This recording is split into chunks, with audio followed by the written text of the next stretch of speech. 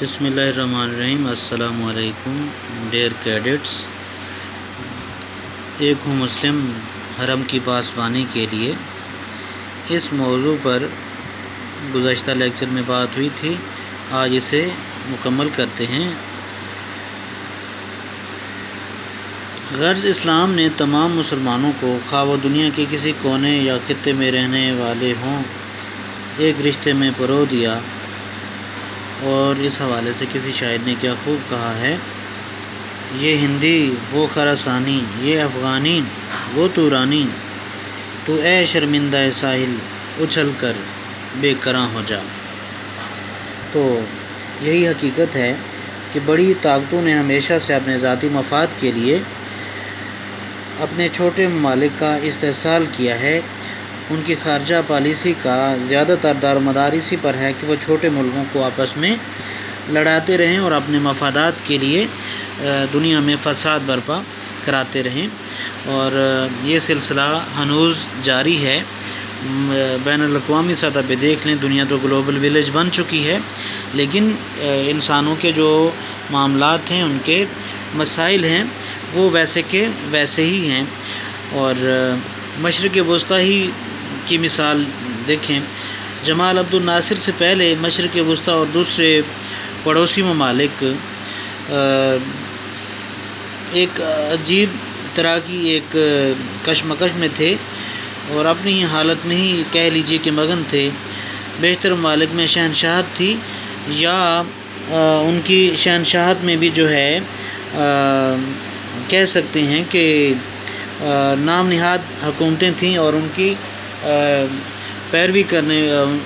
جن کی وہ پیروی کرتے تھے، یا جن کے وہ ایک صرف مہرے کی حیثیت رکھتے تھے، تو وہ لوگ اور تھے، ان پہ حکومت کرنے والے لوگ اور تھے۔ اس حوالے سے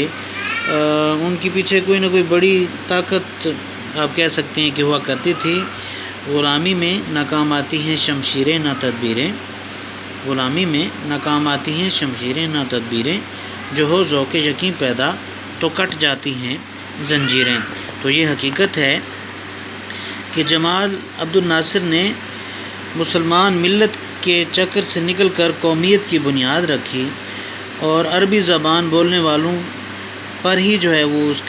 اس کے خیال میں قومیت کی بنیاد عربی زبان تھی، اور عرب اور دوسرے مسلمان اس کے نزدیک الگ الگ حیثیت کے حامل تھے۔ اور شاید وہ اس لیے جب بھی تقریر کرتا تو بسم اللہ کی بجائے باسم اتحاد العربیہ کا جو ہے اسی سے وہ آغاز کیا کرتے تھے۔ اور ایسے لوگوں یا ایسے رویوں کے حوالے سے قرآن پاک میں بھی ارشاد ہے، اے ایمان والو اللہ سے ڈرو جیسا کہ ڈرنے کا حق ہے۔ تو یہ حقیقت ہے، اور مسلمان ہونے کا جو ہے وہ حق بھی ادا کرنا چاہیے، اور اللہ کا ڈر، اللہ کا خوف جو ہے وہ بھی جو ہے وہ اپنی جگہ پہ اس کی حقیقت جو ہے وہ اٹل ہے۔ اور اللہ جس طرح یہ ہے ایت کریمہ ہے، اے ایمان والو اللہ سے ڈرو جیسا کہ اللہ سے ڈرنے کا حق ہے، اور تم صرف اس حال میں کہ مسلم ہو، یعنی کہ مسلمان کا ہونا، ان کی اتحاد کا ہونا ایک طرح سے، جس طرح ایک اور جگہ بھی ہے وَاعْتَصِمُوا بِحَبْلِ اللَّهِ جَمِيعًا وَلَا تَفَرَّقُوا، یعنی کہ اللہ کی رسی کو مضبوطی سے تھامے رکھو اور تفرقے میں نہ پڑو۔ تو قرآن پاک میں تو بارہا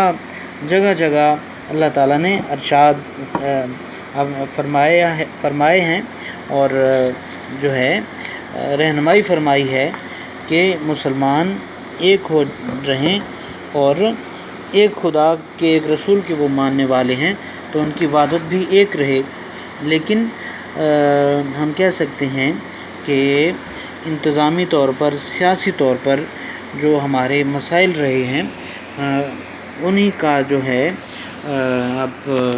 ہم آج ان کے وہ نتائج بھگت رہے ہیں۔ بین الاقوامی منظرنامے پر دیکھ لیجئے کہ کس قدر ہمارے لیے جو ہے وہ مسائل ہیں۔ مختصر جذباتی انداز میں ملک کا انتظام و انصرام جبار ناصر نے جب قائم کیا تو یہ فطری بات ہے کہ پرجوش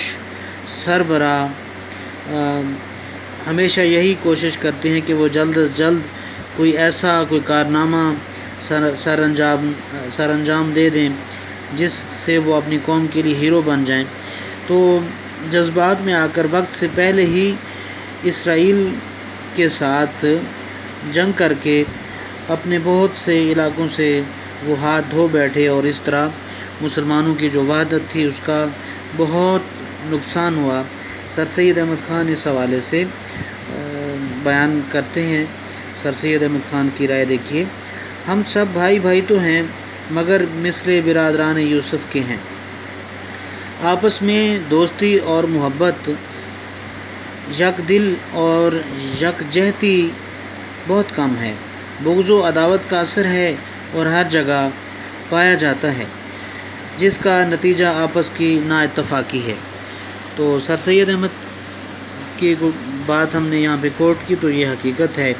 کہ اسرائیل جو مسلمانوں کا دشمن ہے، مسلمانوں کا قبلہ اول بیت المقدس وہ اس کے قبضے میں ہے، لیکن اسلامی دنیا کا آج حشر دیکھ لیں، عرب ممالک کتنے ہیں جو اس کی سپورٹ کر رہے ہیں، مدد کر رہے ہیں، اسے تسلیم کر رہے ہیں، اور ظاہر ہے یہ نا اتفاقی مسلمانوں کا سب سے بڑا جو ہے وہ مسئلہ ہے۔ اور آج بھی بیشتر مسلمان ممالک ایسے ہیں جو ایک دوسرے کے خلاف اپنی تمام تر توانائیاں خرچ کر رہی ہیں۔ ایران اور عراق کی جنگ، یہ اس حوالے سے دیکھ لیں کہ انہوں نے کیا جو ہے ایک دوسرے کا حشر کیا، چونکہ یہ زیادہ تیل پیدا کرنے والے ممالک تھے مشرق وسطیٰ میں، اور ایران فوجی لحاظ سے اہل مغرب کے لیے خطرہ بنا ہوا تھا۔ بڑی طاقتوں نے ان دونوں ممالک کو ایک ایسی جنگ میں الجھا دیا کہ ایسے ممالک کے جو تمام تر وسائل تھے اور آمدنی وغیرہ، اسلحہ، تو وہ جو ہیں ان کے دفاع پہ وہ اخراجات بڑھ رہے ہیں، اور یہی وجہ ہے کہ یہ ممالک عالم اسلام کے لیے بھی تماشا بنے ہوئے ہیں۔ مسلمان ہونے کے باوجود آپس میں یہ ایک دوسرے کے دستے گریباں ہیں۔ شام اور لیبیا کی کشمکش بھی جو ہے وہ بھی ایک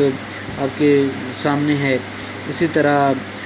سعودی عرب اور ایران کی جو ایک جھگڑا ہے وہ بھی جو ہے وہ ساتھ ساتھ وہ بھی مسائل چل رہی ہیں، اور تو دیکھا جائے حقیقت میں تو یہ اسلام کے مضبوط قلعے میں شگاف پیدا کرنے کے مترادف ہیں یہ معاملات،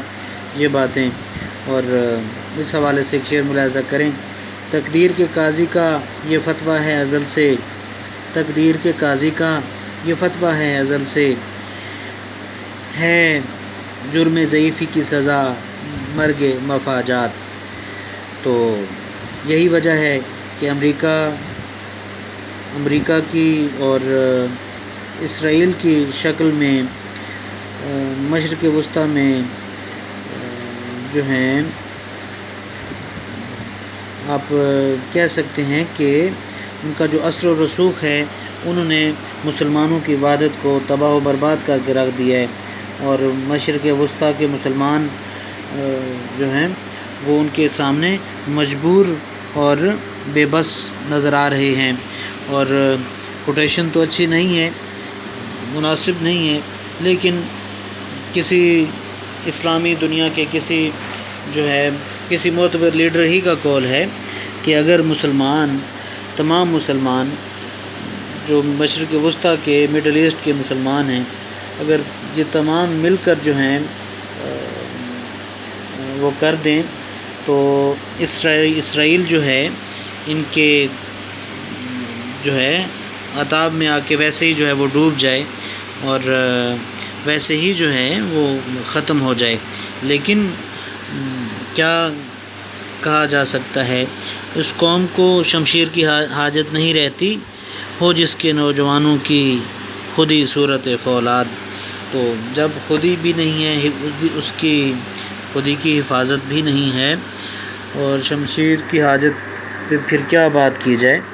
اور اس کے حوالے سے کیا کہا جا سکتا ہے۔ جس قوم کا جو ہے اس کا سیاسی طور پر یہ حشر ہے، جس قوم کے کامیابی کے لیے ایئر کنڈیشن کمروں سے باہر نکلنا جو ہے وہ ممکن نہ ہو سکے، جو قوم عیش و عشرت پسند کرے تو وہ صحراؤں میں کیسے لڑ سکتی ہے، جبکہ اسرائیل کے کالجوں اور اس کے جو اسکول ہیں وہاں پہ یہ فوجی تربیت جو ہے وہ لازم ہے۔ فوج کے افسران جو انہیں تربیت دیتے ہیں وہ ہر حوالے سے رف اینڈ ٹف بنانے والی بات ہے، زندگی کے گرم سرد حالات سکھانے والی بات ہے، زندگی کے جو تھپیڑے ہیں، موسموں کی شدت ہے وہ برداشت کرنے والی بات ہے۔ انہیں صحراؤں میں 5 سے 10 میل پیدل چلاتے ہیں اپنے طلباء کو، اسٹوڈنٹس کو، اور انہیں ناپختہ عمر میں ہی مصائب جھیلنے کا عادی بناتے ہیں۔ لیکن ہمارے بیشتر عرب ممالک کے طلباء کی اس قدر وافر مقدار میں ان کی اسکالرشپس ہوتے ہیں، انہیں اتنی سہولیات دی جاتی ہیں کہ ہمارے جو عرب ممالک کے بچے ہیں، طلباء ہیں، کہ وہ عیش و عشرت میں پڑ جاتے ہیں۔ اور ظاہر ہے عیش و عشرت جو ہے وہ ایک فرد کے لیے بھی نقصان دہ ہے اور ایک قوم کے لیے بھی۔ تو یہی مسائل ہیں کہ جب بہتر تربیت نہیں ہو پاتی تو پھر کیا توقع رکھی جا سکتی ہے، یا ایسے نوجوانوں نے آگے بڑھ کر قوم اور ملت کے لیے، ملک کے لیے کیا کچھ کرنا ہے۔ اور اس حوالے سے شعر دیکھیں، فرقہ بندی ہے کہیں اور کہیں ذاتیں ہیں، کیا زمانے میں پنپنے کی یہی باتیں ہیں۔ تو یہ حقیقت ہے کہ جب ہمارے اس طرح کے مسائل ہیں تو ہمیں تیار رہنا چاہیے کہ پھر ہمارے جو آنے والا کل ہے اس میں ہمارے لیے کیا مصائب اور مصیبتیں ہمارے سامنے دیوار بن سکتی ہیں۔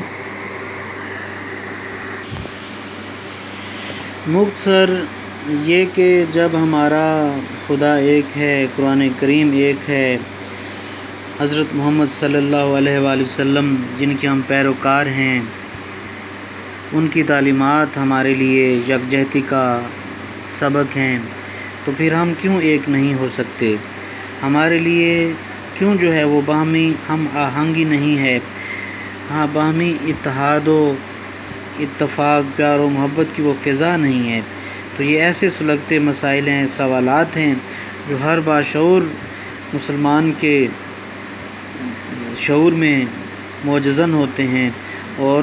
یہ ہمارے لیے سوالیہ نشان ہے کہ ہم ایسا کیوں کر رہے ہیں۔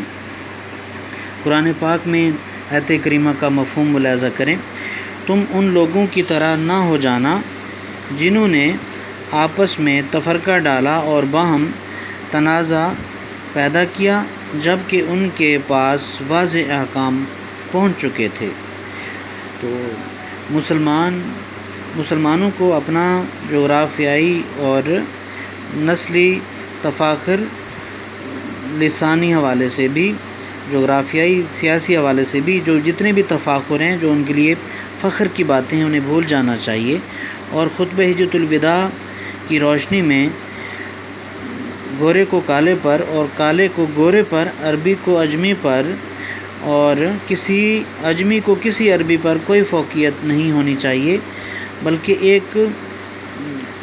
ملت کا حصہ ہونا چاہیے، ایک ملت کا ایک جو ہے جس طرح آپ صلی اللہ علیہ وآلہ وسلم نے جو معیار ہمیں بتا دیا ہمیں وہ ذہن نشین کرنا چاہیے۔ اور مسلمان تو جسد واحد کی طرح ہیں، جب کوئی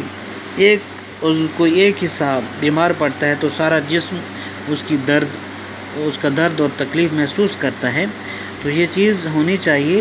اور اس کو مد نظر رکھنا چاہیے، اور اگر یہ احساس نہیں رہے گا، یہ شعور باقی نہیں رہے گا تو ہمارے لیے بہت سے مسائل ہیں، بہت ساری ایسی چیزیں ہیں، باتیں ہیں کہ جو ہمارے لیے آنے والے کل میں مزید نئے مسائل ہمارے سامنے جو ہیں وہ واضح کر دیں گی، مسائل اور بڑھ جائیں گے۔ مختصر یہ جغرافیائی حد بندی، علاقائی حد بندیاں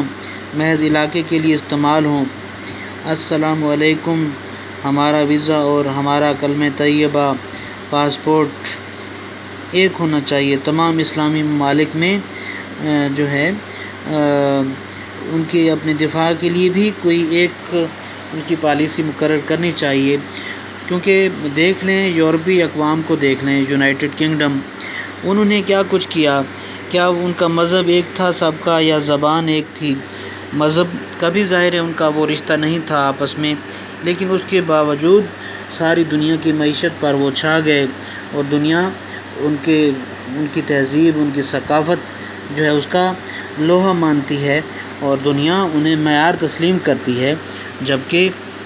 ہم مسلمان اس حوالے سے افسوس ہے کہ ہم پیچھے ہیں۔ ہمارا تہذیبی طور پر، ثقافتی طور پر، مذہبی طور پر جو ایک بڑا رشتہ تھا، اور جس طرح قرآن پاک میں بھی جو ہے بارہا جو ہے اللہ تعالیٰ نے اتحاد امت کی، اتحاد بین المسلمین کی جو ہے وہ تلقین کی ہے، وَاعْتَصِمُوا بِحَبْلِ اللَّهِ جَمِيعًا، کہ اللہ کی رسی کو مضبوطی سے تھامے رکھو۔ اس سے بڑھ کر جو ہے اور ہمارے پاس کیا جو ہے وہ کوئی ایسی علامت ہو، کوئی چیز ہو، کوئی ایسی بات ہو، کوئی ایسا پیغام ہو۔ اب دیکھیں معاشی طور پر، اقتصادی طور پر اسلامی ممالک وسائل سے مالا مال ہیں، لیکن افسوس ہے کہ ان میں اتفاق نہیں ہے۔ مسالک کی بنیاد پر، فرقوں کی بنیاد پر مسلمان ایک دوسرے کی جان کے دشمن ہیں۔ تو دراصل یہ اغیار کی سازشیں بھی ہو سکتی ہیں، مسالک کی بنیاد پر جو علماء تقسیم کر رہے ہیں، مذہب کو استعمال کر رہے ہیں، یہ ان کی بھی جو ہے وہ ناعاقبت اندیشی ہو سکتی ہے۔ لیکن یہ اسلامی دنیا کے ہمارے جو لیڈران ہیں، ہمارے رہنما ہیں، ان کی ذمہ داری ہے کہ وہ اس چیز کو سمجھیں اور اتحاد بین المسلمین کی بات کریں۔ اور اقبال رحمۃ اللہ علیہ کا یہ شعر، جس پہ ہم نے جو ہے یہ ہمارا جو آج کا موضوع تھا، ایک ہوں مسلم حرم کی پاسبانی کے لیے، نیل کے ساحل سے لے کر تابہ خاک کاشغر، تو یہ حقیقت ہے کہ اس کے لیے جو ہے پھر اتنی محنت کی بھی ضرورت ہے، اتنی ریاضت کی بھی ضرورت ہے۔ یہ صرف کہنے کی بنیاد پر، کہنے سے تو ظاہر ہے یہ معاملہ جو ہے وہ کوئی بہتر ہونے والا نہیں ہے، اور نہ ہی جو ہے وہ کوئی ایسی بات ہے یا کوئی ایسا کلیہ ہے، بلکہ اس کا براہ راست تعلق جو ہے وہ ہمارے اپنے کرنے سے ہے، اور اپنے کرنے سے، ہمارے اپنے عمل سے ہم براہ راست جو ہے اس کا تعلق ہے۔ آپ صلی اللہ علیہ وآلہ وسلم کا فرمان مبارک ہے، Allah is not compassionate to one who is not compassionate to his fellow beings۔ تو اپنے ساتھ کے جو لوگ ہیں، اگر ان کے ساتھ ہمارا برتاؤ، ہمارا رویہ اگر اچھا نہیں ہے، تو ہماری اچھائی بھی اور کسی کام کی نہیں ہے۔ ہم کسی بھی صورت جو ہیں اگر ہم یہ سمجھتے ہیں کہ ہمیں دوسروں کا احساس نہیں ہے، تو پھر جو ہے یہ کوئی اچھی چیز نہیں ہے۔ اپنی ذات میں جیے جانا بھی اچھی چیز نہیں ہے۔ بطور مسلمان ہمارا فرض ہے اور ذمہ داری بھی ہے کہ ہم اپنے اس منصب کو سمجھیں، اور اسلامی دنیا میں بطور فرد اپنا ایک روشن، ایک مثبت جو ایک ہمارا کردار ہے وہ ہم ادا کریں اور بحسن خوبی ادا کریں۔ اور بہرحال مسائل کے باوجود ہمیں ہمارے مذہب نے، ہمارے رسول صلی اللہ علیہ وآلہ وسلم نے، ہمارے مذہب کی جو ہماری تعلیمات ہیں، آپ صلی اللہ علیہ وآلہ وسلم نے بخوبی جو ہے ہم پر واضح کر دیا ہے کہ کوئی کسی سے اچھا نہیں ہے۔ یہ دنیا کی چند روزہ زندگی یہ ظاہر ختم ہونے والی ہے، اور آخرت کی دنیا جو ہے وہ کھیتی ہے جو بھی اچھا کریں گے برا کریں گے ہم نے اللہ کو منہ دکھانا ہے، اور ہمیں اس چیز کا احساس ہونا چاہیے کہ ہماری جو ذمہ داریاں ہیں وہ ہم بحسن خوبی پوری کریں، بحیثیت مسلمان، بحیثیت ایک فرد کے بھی، اور بحیثیت ایک آپ صلی اللہ علیہ وآلہ وسلم کے امتی کے بھی ہم اپنا کردار ادا کریں، کیونکہ ایک فرد کی مثال تو ایک دیوار کی مانند ہے، اور اگر دیوار میں ایک اینٹ جو ہے وہ مضبوط نہیں ہے، یا کہہ لیجیے کہ پائیدار نہیں ہے، اسی طرح اگر دیوار کی ہر اینٹ سوچے کہ میرے ایک کے خام ہونے سے کیا فرق پڑتا ہے، تو ظاہر ہے پوری دیوار کو فرق پڑے گا، اس پورے مکان کو جو ہے وہ فرق پڑے گا۔ تو یہی چیز ایک فرد کی مثال ایک معاشرے میں ایک فرد کی ہے، کیونکہ فرد جو ہے سماج کی اکائی ہے، بنیاد ہے، تو اچھائی کے لیے کوشش بھی ہونی چاہیے، اور ظاہر ہے اس حوالے سے یہ حق تو ذمہ داری تو مسلمان اکابرین کی ہے، رہنماؤں کی ہے، لیڈروں کی ہے کہ وہ اس حوالے سے سوچیں، لیکن بطور فرد بھی، بطور مسلمان ذاتی طور پر بھی ہم اپنے رویے درست کر سکتے ہیں۔ مسائل تو بہت ہیں، لیکن پیوستہ رہ شجر سے امید بہار رکھ، تو اچھے کی امید کرنی چاہیے، اور اچھائی کے لیے کوشش کرنی چاہیے، اور اللہ سے اچھے کی توقع رکھنی چاہیے، کیونکہ جو کچھ ہم سوچتے ہیں، جیسا گمان کرتے ہیں، اللہ کی ذات ہمارے ساتھ ویسا ہی کرتی ہے، اسی طرح ہی ہمارے جو ہیں وہ آپ کہہ سکتے ہیں کہ جو ہے وہ خدا کی ذات اسی طرح ہی ہمارے ساتھ پھر برتاؤ کرتی ہے، ہمیں اسی طرح ہی ہمارے اعمال کا جو ہے وہ صلہ مل رہا ہوتا ہے۔ تو اللہ تعالیٰ ہمیں توفیق دے کہ ہم اچھا سوچیں، اور تمام مسلمان اخوت اور بھائی چارے کا جو ہے وہ راستہ اختیار کریں۔ السلام علیکم۔